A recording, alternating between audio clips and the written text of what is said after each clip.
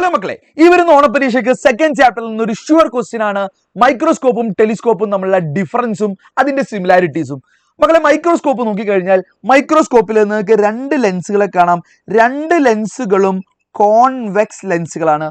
പക്ഷേ ഇതില് ഒരാൾ ഒബ്ജക്റ്റീവും ഒരാൾ ഐ പീസുമാണ്. ഇത് തിരിച്ചറിയാൻ വളരെ സിമ്പിൾ ആണ്. നമ്മളുടെ കണ്ണിന്റെ അടുത്തുള്ള ലെൻസിന്റെ പേര് ഐ പീസ് എന്നും ഇനി വസ്തുവിന്റെ അടുത്തുള്ള ലെൻസിനെ ഒബ്ജക്റ്റീവ് എന്നുമാണ് വിളിക്കുക. ഇനി ഇവർ രണ്ടുപേരെ ഫോക്കൽ ലെങ്ത്തിൽ ചെറിയൊരു വ്യത്യാസം ഉണ്ടാവാറുണ്ട്. മൈക്രോസ്കോപ്പ് ആണെങ്കിൽ ആരാ ചെറുത്? നമ്മളെ കണ്ണാണോ വസ്തുവാണോ ചെറുത്? വസ്തു, ഒബ്ജക്റ്റ് ആണ് ചെറുത്. അപ്പോൾ ഒബ്ജക്റ്റീവിന്റെ ഫോക്കൽ ലെങ്ത് എന്തായിരിക്കും? കുറവും ഐ പീസിന്റെ ഫോക്കൽ ലെങ്ത് കൂടുതലുമായിരിക്കും.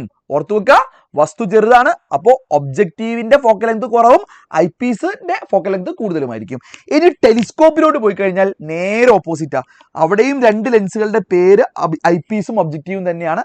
രണ്ടു പേരും കോൺവെക്സ് ലെൻസുകൾ തന്നെയാണ്. എന്നാൽ ഇവിടെ ഇവരുടെ ഫോക്കൽ ലെങ്ത്തുകളിൽ ചെറിയ ട്വിസ്റ്റ് ഉണ്ട്. മൈക്രോസ്കോപ്പിൽ എങ്ങനെയാണോ അതിന്റെ നേരെ ഓപ്പോസിറ്റ് ആണ് ടെലിസ്കോപ്പില്.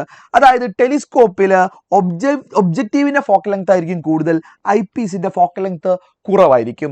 എങ്കിൽ ദാ നിങ്ങൾക്ക് ഒരു കമന്റ് ചെയ്യാനുള്ള ഒരു ക്വസ്റ്റ്യൻ.